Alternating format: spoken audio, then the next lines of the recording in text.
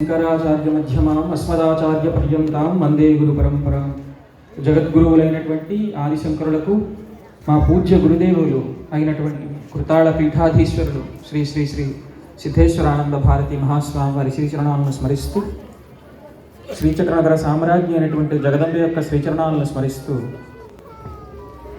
మనమందరం ఇక్కడ సమ్మిళితమై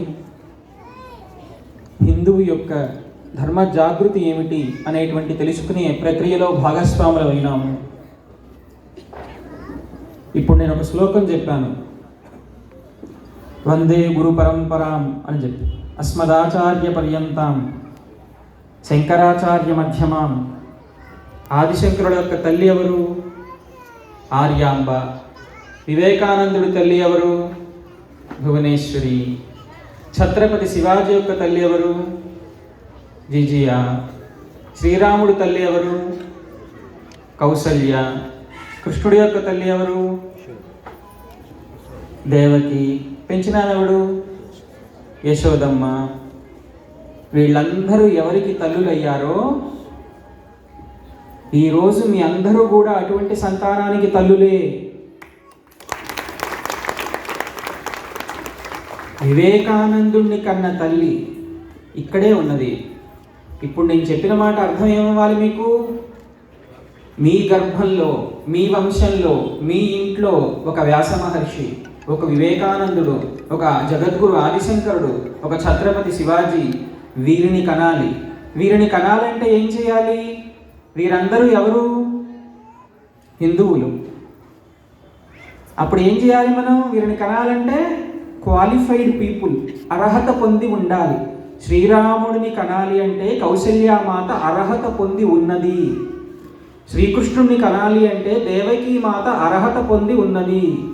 జగద్గురు ఆదిశంకరుణ్ణి కనాలి అంటే వారి తల్లి ఆర్యాంబ అర్హత పొంది ఉన్నది. అర్హత ఏమిటి? హిందువుగా జీవించటం. హిందూ మహిళ ఎలా ఉంటుందో, బాల్యంలో ఎలా ఉందో, కౌమారంలో ఎలా ఉందో, వివాహితురాలై అత్తగారి ఇంటికి వెళ్ళినప్పుడు ఎలా ఉందో, పిల్లల్ని జన్మనిచ్చిన తర్వాత సంతానాన్ని అభివృద్ధి చెందించి వారి సంస్కారం నేర్పినప్పుడు ఎలా ఉందో, భర్తను ఎలా చూసుకున్నదో, దేశాన్ని ధర్మాన్ని ఎలా గౌరవించిందో, వారు ఏ కులం వారైనప్పటికీ వారి వారి కులంలో ఒక కులదేవత ఉంటుంది. వారి వారి ఇంట్లో ఒక ఇంటి దేవత ఉంటుంది. ఆ విధంగా ఇంటి దేవతని, కులమును, కులాచారాన్ని, ప్రాంతాచారాన్ని, ఇంటి ఆచారాన్ని ఆచరించిందో ఆవిడికి కలిగిన సంతానమే శ్రీరాముడు, శ్రీకృష్ణుడు, వివేకానందుడు, జగద్గురువు, ఛత్రపతి శివాజీ మొదలైన వారందరూ. ఒక్క హిందువు మహిళ యొక్క చేతిలో ఉన్నది దేవుణ్ణి పుట్టించటం. ఒక్క హిందువు యొక్క మహిళ యొక్క చేతిలో ఉన్నది జగద్గురువుల్ని పుట్టించటం. ఒక హిందూ మహిళ యొక్క చేతిలో ఉన్నది మళ్ళీ వివేకానందుని రప్పించటం, మళ్ళీ వీర ఛత్రపతి శివాజీని రప్పించటం. ఎవరి చేతిలో ఉంది? మహిళామూర్తులందరి చేతుల్లో ఉన్నది, మాతృమూర్తులందరి చేతుల్లో ఉన్నది. వారికి కలిగిన సంతానమే ఈ దేశాన్ని రక్షించారు. ఈ దేశం యొక్క ఔన్నత్యాన్ని యావత్ ప్రపంచాన్ని చాటి చెప్పారు. ఈ దేశం నలుమూలలా కూడా జగద్గురు పీఠాలు స్థాపించి ధర్మ సంస్థాపన చేస్తున్నారు. ఈ నేల భరతమాత, భారతీయులు అని అందరం చెప్పుకుంటూ ఉంటాం కదా. ఎవరికి మాత ఈమె? మనకే కాదు. ఇందాక చెప్పారు, రాముడు కూడా ఇక్కడే పుట్టాడు, కృష్ణుడు కూడా ఇక్కడే పుట్టాడు అని. విష్ణు పురాణంలో ఒక మాట చెప్తారు. విష్ణువుని అడిగారట స్వామివారు, దుష్ట శిక్షణ చేయడానికి, ధర్మరక్షణ చేయడానికి, ధర్మస్థాపన కొరకు మీరు అవతార స్వీకారాలు చేస్తూ ఉంటున్నారు. ఎప్పుడైనా మీరు అవతార స్వీకారం చేయవలసి వస్తే ఈ సృష్టిని సృష్టించినటువంటి పరమాత్మ స్వరూపులు కదా, ఎక్కడ మీరు అవతార స్వీకారం చేస్తారు అని. విష్ణువు చెప్పాడేమంటే, ఈ యావత్ ప్రపంచములో నేను ఒక అవతార స్వీకారం చేసి ధర్మరక్షణ చేయాల్సి వస్తే ప్రపంచ శాంతిని కోరతాను కానీ, విశ్వాన్ని రక్షిస్తాను కానీ, అది భారతదేశమే కేంద్రంగా చేసుకుని నేను పుట్టడం కూడా భారతదేశంలోనే పుడతాను అని విష్ణు వాక్యం విష్ణు పురాణంలో. అంటే ఇప్పుడు భరతమాత ఎవరు? అమ్మల గన్నయమ్మ, ముగురమ్మల మూల పుటమ్మ, చాలా పెద్దమ్మ. అంటే మనల్నే కనలేదు. ఈ దేశంలో అవతారమూర్తులైనటువంటి దేవీ దేవతలందరినీ కూడా కని అప్పుడు ఇప్పుడు ఎప్పుడూ మోస్తోంది. అప్పుడు సాకారంగా ఉన్నారు, ఇప్పుడు విగ్రహ రూపంలో దేవాలయాల్లో దేవీ దేవతల అర్చనలు పొందుతున్నారు. అందరినీ మోస్తోంది, రక్షిస్తోంది. మనం భరతమాతను రక్షించడం కాదు, భరతమాతయే మనల్ని అనుగ్రహిస్తోంది. అలాంటి తల్లికి మనం ఇచ్చేటువంటి గౌరవం ఏమిటి? మనం మన దేశాన్ని అర్థం చేసుకొని, భరతమాత అంటే ఇందాక చెప్పారు మట్టి ముద్ద కాదు అని. ఎలా అర్థమవుతుంది మీకు? ప్రేమ ఎలా వస్తుంది అమ్మవారి మీద? దుర్గాదేవి మీద అంటే ప్రేమ వస్తుంది. ఒక చరిత్ర విన్నాం, మహిషాసుర మర్దనం చేసింది, రాక్షసులను సంహారం చేసింది, శివుడి యొక్క భార్యగా ఉన్నది, శివ కళ్యాణం చేశాము, కృష్ణుడి యొక్క సత్యభామ రుక్మిణీదేవి సమేత కృష్ణుడిని చూసాము, భక్తి వస్తుంది. భరతమాత అంటే భక్తి ఎట్లా వస్తుంది మీకు? భరతమాత అంటే మనం మ్యాప్లో చూస్తాం, లేదా ఒక పటం పెడతారు, కాషాయ ధ్వజం తీసుకుని ఎర్ర చీర కట్టుకొని కూర్చుంటుంది అభయహస్తంతో, ఆవిడ సింహవాహనంతో త్రిశూలధారిణి అయి. మనకేమంతే అనిపించదు. ఎందుకని? హిందువులందరం అద్భుతమైనటువంటి ఆధ్యాత్మిక శక్తి కలిగిన భక్తులం కదా, భక్తి శ్రద్ధ. అందుకని ఆ భక్తులు ఏం చేస్తామంటే, దుర్గాదేవి అంటే ఇలా ఉంటుంది, ఈవిడ దుర్గాదేవి కాదు, భరతమాత అంతే. దుర్గయే భరతమాత, భరతమాతయే మనల్ని కన్న తల్లి. అందుకని తెల్లవారే లేచి మన తల్లిని చూడగానే మన కన్న తల్లి ముఖంలో భరతమాత కనిపించాలి, అప్పుడు కలుగుతుంది భక్తి. మనం పూజా మందిరంలో అర్చన చేసేటువంటి దేవీ స్వరూపంలో, దేవీ దేవతల స్వరూపాల్లో ఈ మాటలు మనకు వినిపిస్తూ ఉండాలి మీకు. ఇది భరతమాత బిడ్డలం మనం అందరం. సీతాదేవి ఎక్కడ పుట్టింది? భూమిలోంచి వచ్చింది. భరతమాత కన్నది సీతమ్మను, సీతమ్మనే కన్న నేల ఈ భరతమాత. అందుకని అమ్మల గన్నయమ్మ ముగురమ్మల మూల పుటమ్మ, చాలా పెద్దమ్మ ఈవిడ. దేవీ దేవతలందరినీ కన్నటువంటి భూమాత భరతమాత అంటే భారత సైనికుల యొక్క కర్తవ్యమే కాదు, మనందరి కర్తవ్యము కూడా.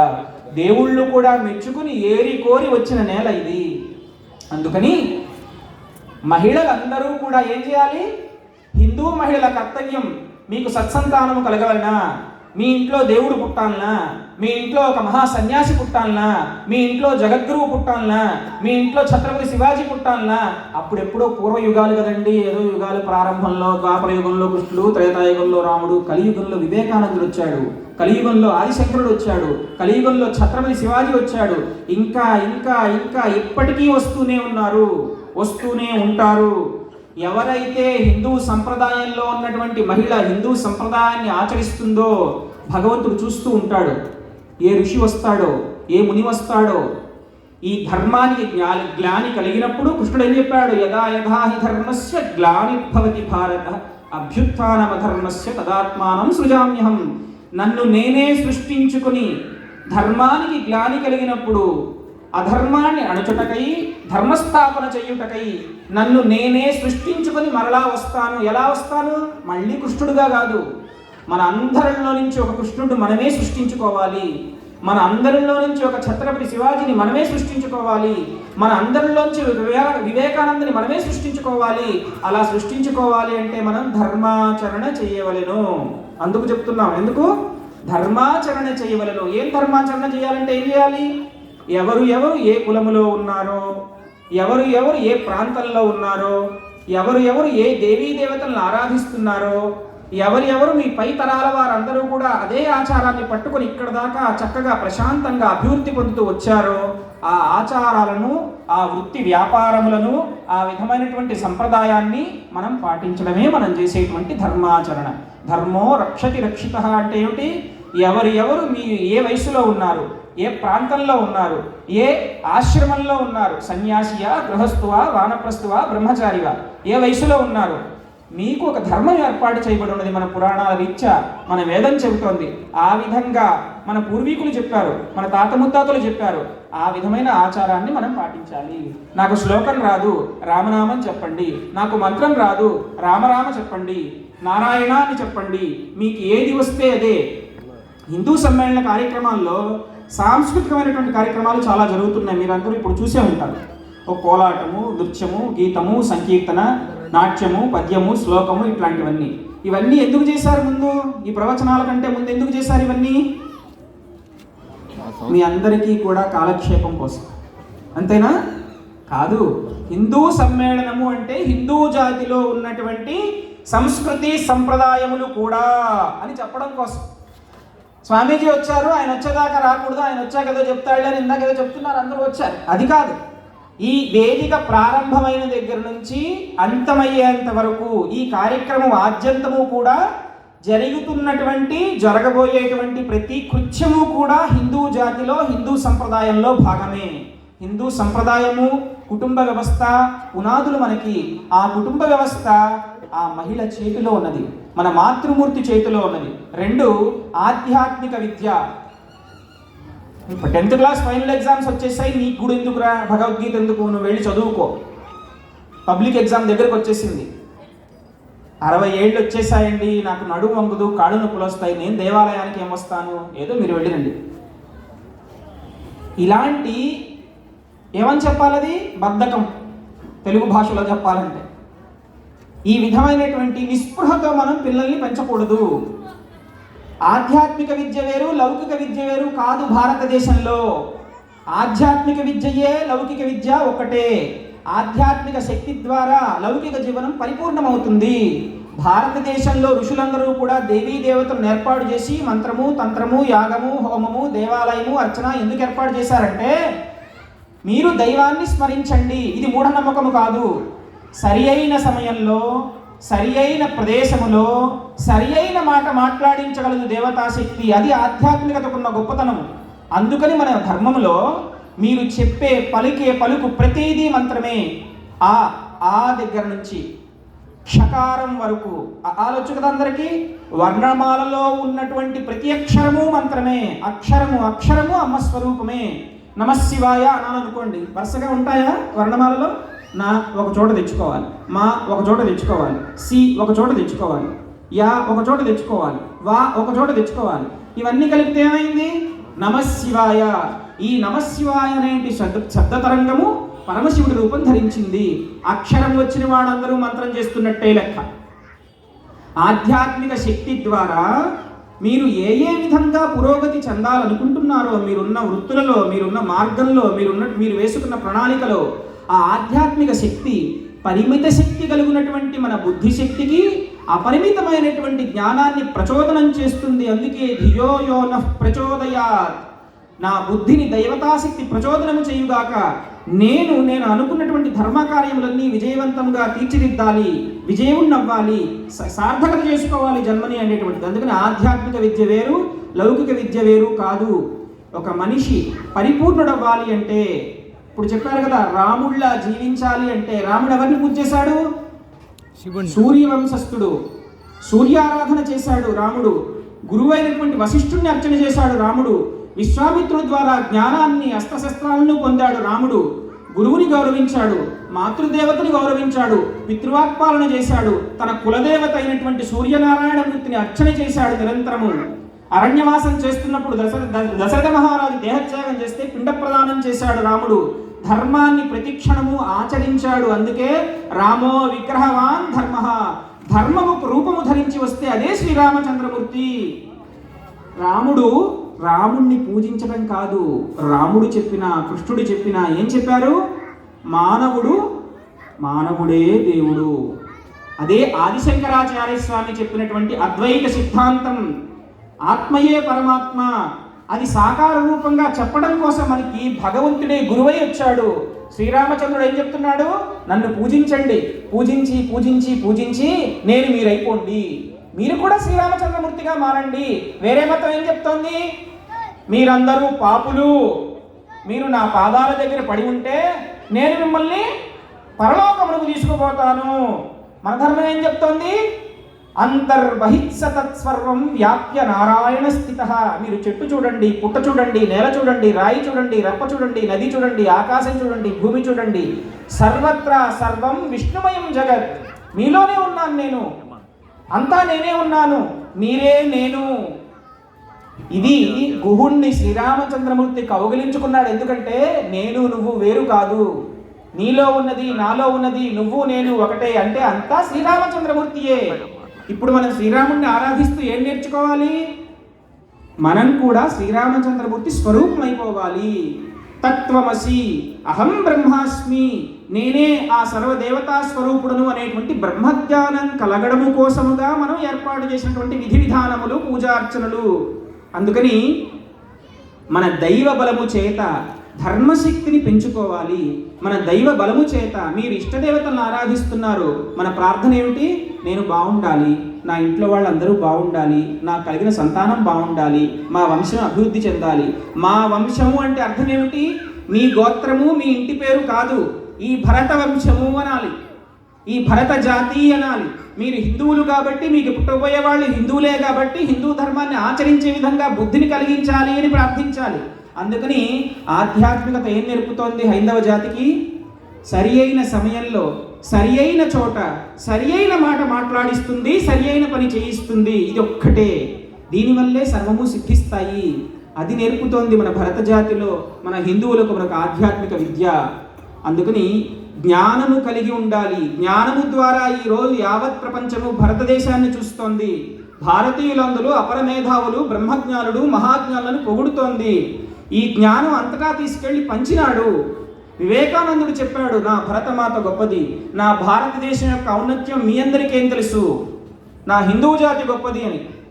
ఇక ఏ మతంలో అయినా ఆచార్యులు అని చెప్పుకుంటున్న వాళ్ళు ఎవరైనా వేరే దేశాలకు కానీ ఈ దేశంలో కానీ భరతమాత ఊసెత్తిన వాళ్ళు ఉన్నారా? ఒక్క హైందవ సన్యాసి మాత్రమే. జగద్గురు ఆదిశంకరుడు చెప్పాడు, భారతదేశం అంతా పర్యటన చేసి నా దేశమాత గురించి, భరతమాత గురించి. వేరే మతాలు ఆచరించే వాళ్ళు ఎక్కడైనా నేను భారతదేశ వాసిని, భారతీయుణ్ణి, నేను భరతమాత బిడ్డని, నా భరతమాత ఔన్నత్యం ఇది అని ఎవరైనా వెళ్ళి చెప్పారా, ప్రచారం చేశారా? లేదు. ఒక్క హిందూ సన్యాసి వివేకానందుడే చేశాడు, ఒక్క ఆదిశంకరుడే చేశాడు. ఎందుకని?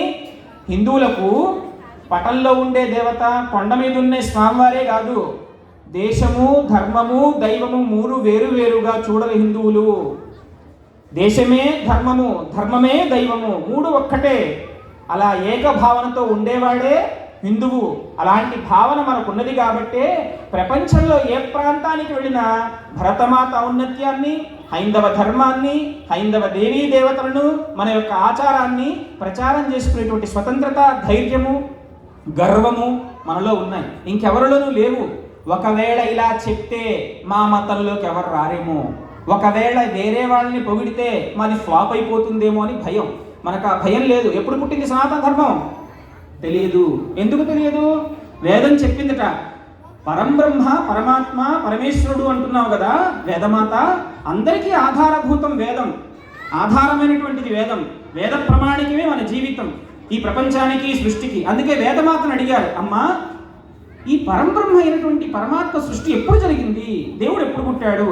నేతి నేతి అన్నది నాకే తెలియదు.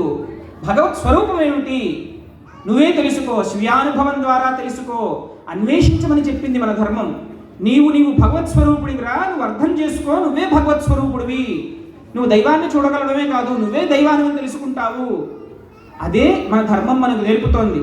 ఒకళ్ళ కాళ్ళ కింద బానిసలా ఉండండి, మాకింత కప్పం కట్టండి, మేము చెప్పింది వినండి, మా మాట దాటితే మీరు వ్యర్థమైపోతారు, పాపాత్ములైపోతారు అని చెప్పలేదు. ఇందాక ప్రస్తావన చేశారు వారు సతీ సావిత్రి గురించి.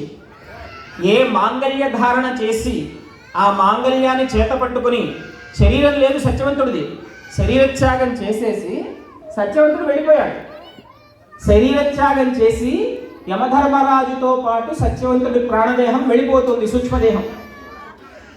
మరి భర్త వెళ్ళిపోయినాడు కదా, దేహం ఇక్కడెవడో పడిపోయింది. సావిత్రికి ఆ ధైర్యం ఏమిటి? సావిత్రి ధైర్యం ఏమిటంటే తన భర్త తన మెడలో కట్టిన మాంగళ్యం, ఆ మాంగళ్యాన్ని చేతపట్టుకుని, మంగళగౌరీయుడ నా మాంగళ్యధారణ నాకు చేసిన నా భర్త సరసలు దేవీ దేవతల సాక్షిగా మాంగళ్యధారణ జరిగింది కాబట్టి ఈ మాంగళ్యమే ఆ యమపాశానికి ఎదురు వెళ్ళి నా భర్త ప్రాణాలు కాపాడుకుంటుందనే ధైర్యంతో సతీ